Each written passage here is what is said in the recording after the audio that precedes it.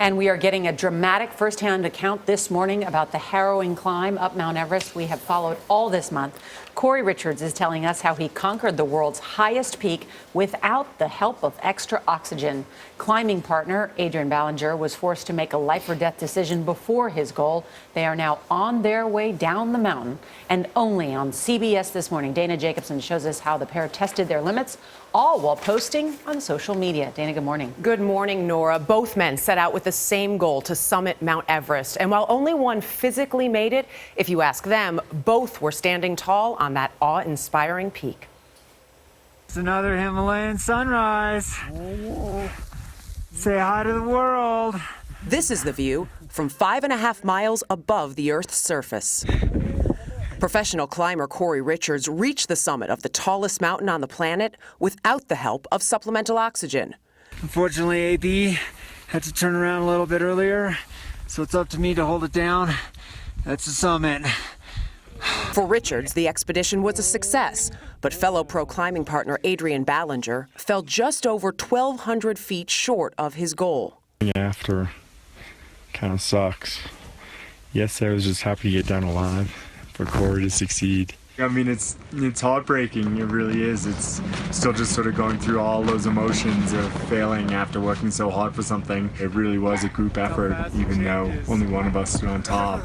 Ballinger was forced to turn back after his body told him he'd had enough.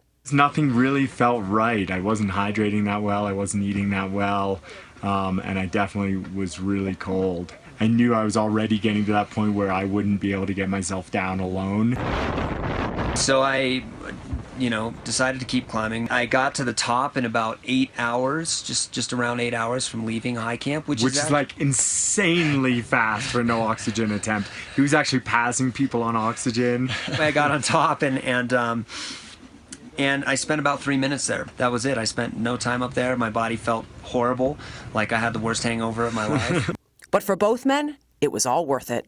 Here we are, and it was all about a partnership, and I feel so incredibly proud and such a part of Cory's success.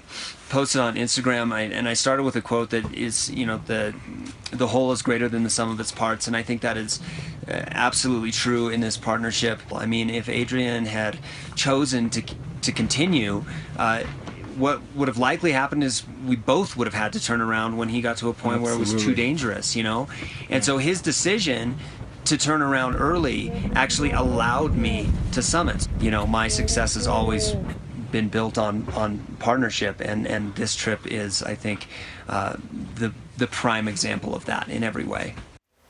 Oh, this is a story of partnership, isn't it? It really is such a lesson to us all. And Adrian talked a lot about how for years he's been helping others get to the top of this peak. And while he's done it as well, this year was all about him. But in the end, it just didn't matter. He still got there. And it's part of his thinking that he can do it again.